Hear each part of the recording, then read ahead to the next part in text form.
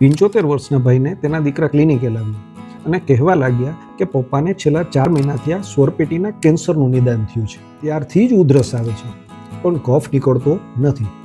એટલી બધી ઉધરસ આવે કે બેસુધ જેવા થઈ જાય છે. રાત્રે સૂઈ શકતા નથી કે કંઈ જમી પણ શકતા નથી. કાનના ગળાના ડૉક્ટરને બતાવ્યું, ગળાની એન્ડોસ્કોપી કરી, બાયોપ્સી કરી તો કહે કે સ્ક્વેમસ સેલ કાર્સિનોમા ઓફ લેરિંગ્સ છે.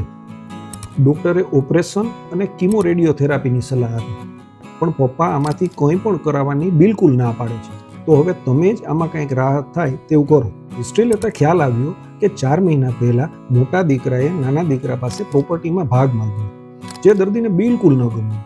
કહ્યું કે તું તો કરોડોપતિ છો, જ્યારે નાનો દીકરો હજી ધંધામાં પૂરો સેટ પણ નથી થયો. સેટ થાય પછી ભાગ માંગજે. પરંતુ મોટો દીકરો ન માન્યો. ત્યારે દર્દી વધારે કાંઈ જ ન બોલી શક્યા, કારણ કે બોલવાથી સંબંધ બગડે અને સમાજમાં આબરૂ જાય. પરંતુ મનમાં સતત નાના દીકરાની ચિંતા રહ્યા કરતી. એ પછી જ ગળાની તકલીફ ચાલુ થઈ. અહીં પ્રશ્ન થાય કે કેન્સર એટલે શું, અને સ્વરપેટીનું કેન્સર જ શા માટે થયું?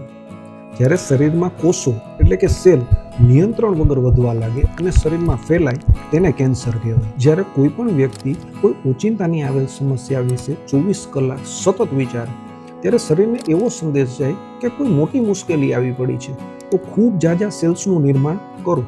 અહીં દર્દી મનની વાત બોલી ન શક્યો, માટે સ્વરપેટીનું કેન્સર થયું. ત્યારે દર્દીની દબાયેલી ભાવના, નાના દીકરા પર થયેલો અન્યાય અને દેખીતા શારીરિક લક્ષણોને ધ્યાનમાં રાખીને યોગ્ય હોમિયોપેથિક દવા આપવામાં આવી. ફક્ત 20 દિવસમાં જ કેન્સરની ગાંઠ ફૂટી ગઈ, ઉધરસ બિલકુલ બંધ થઈ ગઈ, તેમજ દર્દી સૂવા તેમજ જમવા લાગ્યા. માટે જો કારણ અને દવા સચોટ હોય તો કેન્સર જેવી બીમારીમાં પણ હોમિયોપેથિક દવાથી સારા પરિણામો મેળવી શકાય છે. આ રીત તેવા લોકોને શેર કરો જેઓને કેન્સરની તકલીફ છે.